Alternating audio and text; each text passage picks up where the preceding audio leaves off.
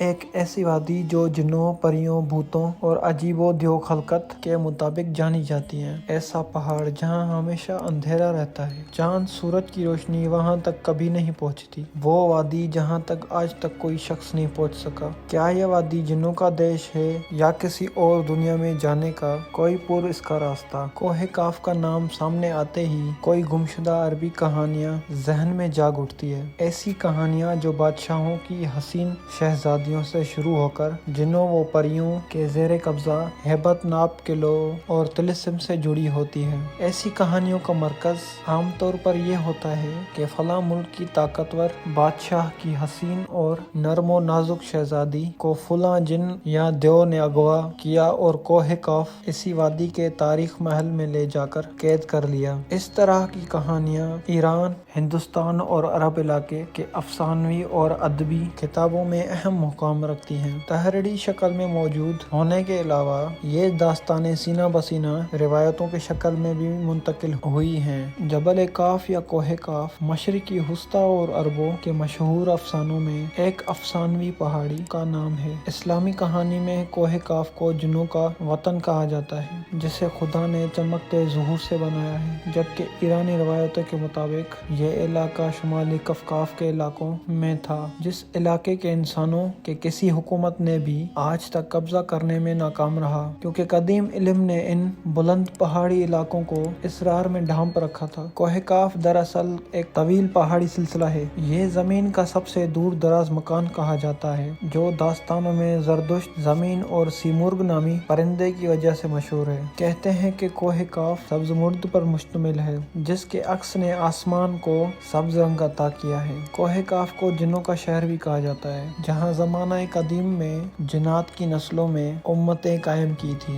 امام قدوینی لکھتے ہیں کہ کوہ کاف کئی علاقوں میں مقتسم ہے، جس میں 70 زمینیں چاندی کی ہیں، 70 زمینیں سونے کی ہیں اور 70 مشک کی۔ عربی کتابوں کے مطابق کوہ کاف پہاڑی سلسلوں میں سب سے اونچا تھا، جو اللہ کی طرف سے زمین کو سہارا دینے کے لیے بنایا گیا تھا، اور اس دنیا میں جتنے بھی پہاڑی سلسلے ہیں، تمام سلسلوں کی شاخیں زیر زمین کوہ کاف سے جڑا ہے۔ اس طرح کوہ کاف جو زمین کا سب سے بڑا پہاڑ ہے، تمام پہاڑی سلسلوں کا مرکز ہے۔ زکریا القدوینی نے 13ویں صدی میں عجائب مخلوقات و غرائب المخلوقات نامی ایک کتاب لکھی تھی، جس میں انہوں نے کوسمولوجی کے مطابق یہ نظریہ دیا ہے کہ آسمان کو خدا نے تھام رکھا ہے کیونکہ وہ زمین پر نہ گر پڑے۔ اس زمین کے چاروں طرف پہاڑوں کا ایک طویل سلسلہ ہے جس میں کوہ کاف بھی شامل ہے، جو ان سلسلوں کو خوٹی کی طرح اپنی جگہ پر رکھتا ہے۔ اسی طرح صوفی بزرگ جلال الدین رومی نے اپنی تحریروں میں کوہ کاف کا ذکر کچھ یوں کیا ہے کہ طاقتور بادشاہ سکندر ذوالقرنین نے آب حیات کی تلاش میں مشرق کا سفر کیا تھا۔ اس سفر کے دوران آپ کوہ کاف تک جا پہنچے۔ جب آپ کوہ کاف پر پہنچے تو آپ نے دیکھا کہ فرشتہ اسرافیل قیامت کے دن سور پھونکنے کا انتظار کر رہے تھے۔ کوہ کاف اور اس میں آباد مخلوقات کے متعلق ایک اور روایت بیان کی جاتی ہے۔ حضرت ابن عباس فرماتے ہیں کہ رسول اللہ صلی اللہ علیہ وآلہ وسلم ہمارے پاس تشریف لائے جبکہ ہم مسجد نبوی میں حلقہ بنائے ہوئے بیٹھے تھے۔ ہمیں آپ صلی اللہ علیہ وآلہ وسلم نے فرمایا، کیا کر رہے ہو؟ ہم نے عرض کیا، ہم سورج کے مطابق غور کر رہے ہیں، کیسے طلوع ہوتا ہے اور کیسے غروب ہوتا ہے۔ آپ نے فرمایا، تم نے اچھا کیا، اس طرح مخلوق میں فکر کرو، خالق میں فکر نہ کرنا، کیونکہ اللہ جس کے لیے جو چاہتا ہے وہ پیدا کرتا ہے۔ تم اس سے تعجب کرو کہ کوہ کاف سے آگے سمندر ہے، ہر سمندر 500 سال سفر کرنے کے برابر طویل ہے، اور اس کے آگے 7 زمینیں بھی ہیں، ان کا نور ان کے باسیوں کے لیے چمکتا ہے۔ اس کوہ کاف کے آگے 70,000 مخلوقات ہیں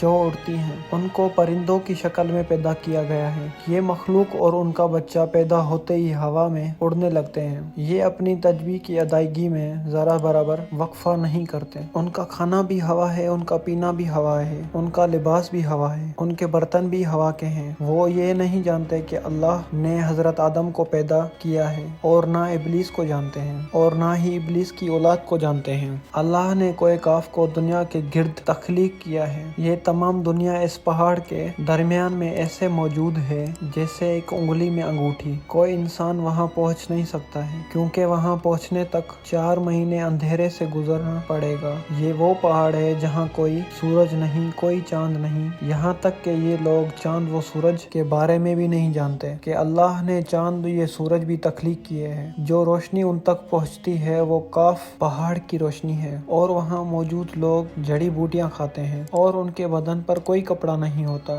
صحابہ نے پوچھا، یا رسول اللہ، کیا وہ لوگ فرشتے ہیں؟ آپ نے ارشاد فرمایا، نہیں، وہ فرشتے نہیں، لیکن اللہ سے ان کی فرما برداری فرشتے کی طرح ہے۔ پھر آپ نے فرمایا، معراج کی رات ان کی ملاقات کوہ کاف کے لوگوں سے ہوئی تھی، اور وہاں کے لوگوں نے آپ صلی اللہ علیہ وآلہ وسلم کی دعوت کو قبول کیا اور وہ مسلمان ہو گئے۔ صوفیہ کرام کے نزدیک دراصل کوہ کاف کے زمین پر کوئی پہاڑ نہیں، بلکہ کوہ کاف سے مراد عالم مثال میں واقع وہ پہاڑی سلسلہ ہے جو بذریعہ کشف اولیاء کرام کے مشاہدے میں آتے ہیں، جیسا کہ خواجہ فرید الدین اختار جیسے صوفی اس تصور کا مشاہدہ کیا ہے۔ طریقت میں کوہ کاف کو شعور کا ایک دائرہ اور مرید کا حد کہا جا سکتا ہے، جسے پا کر بندہ فنا کے درجے تک پہنچ جاتا ہے۔ بہت سارے لوگوں کا یہ ماننا ہے کہ یہ لفظ کاف کسی چیز کی مرکز کو ظاہر کرتا ہے، اور یہ لفظ اتنا مقدس ہے کہ قرآن کی ایک پوری سورت کا نام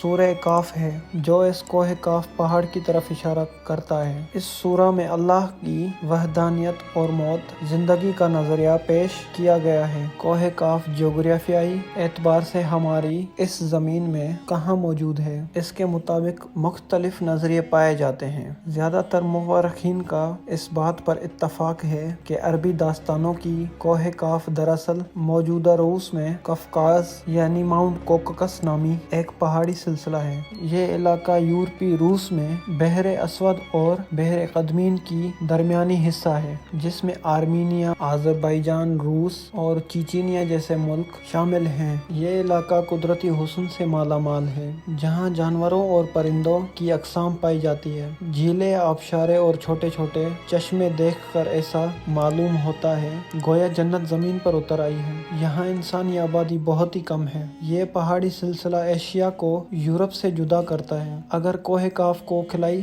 سیٹلائٹ سے دیکھا جائے تو یہ علاقہ سفید پٹی جیسا نظر آتا ہے، جبکہ بعض محققین کا خیال ہے کہ انٹارکٹیکا کے ان ویران اور برفی علاقے میں موجود ہے جو ہمیشہ بادلوں اور اندھیروں سے ڈھکا ہوتا ہے، جبکہ کچھ لوگ قدیم دور کے اٹلانٹس سٹی کو ہی کوہ کاف قرار دیتے ہیں، جو کسی بڑے عذاب کی وجہ سے تباہ ہو چکا ہے۔ جدید فزکس کی نئی دریافت یعنی ڈائمینشنز بھی کوہ کاف کو سمجھنے میں آسانی پیدا کر سکتی ہے۔ دراصل فزکس کی جدید تحقیق کے مطابق ہماری اس کائنات میں کل 11 ڈائمینشنز وجود رکھتے ہیں، جبکہ ہم انسان صرف 3 یا 4 ڈائمینشنز میں زندگی گزار رہے ہیں، کیونکہ ہم ٹائم اور اسپیس کے قید میں زندگی گزارتے ہیں۔ ان مزید 6 ڈائمینشنز میں کتنے سیارے، تارے اور دنیا آباد ہیں، اس کا علم صرف اللہ تبارک و تعالیٰ کو ہے۔ محققین کے مطابق ارواح کی دنیا، عالم برزخ اور جنت و جہنم انہی ڈائمینشنز میں موجود ہیں جن میں انسان موت کے بعد داخل ہوتا ہے۔ ممکن ہے کہ کوہ کاف بھی انہی 11 ڈائمینشنز میں سے کسی ایک ڈائمینشن میں موجود ہو جہاں نسل انسانی قدم رکھنا ناممکن ہے۔ ویڈیو کو لائک کر کے چینل کو ضرور سبسکرائب کریں۔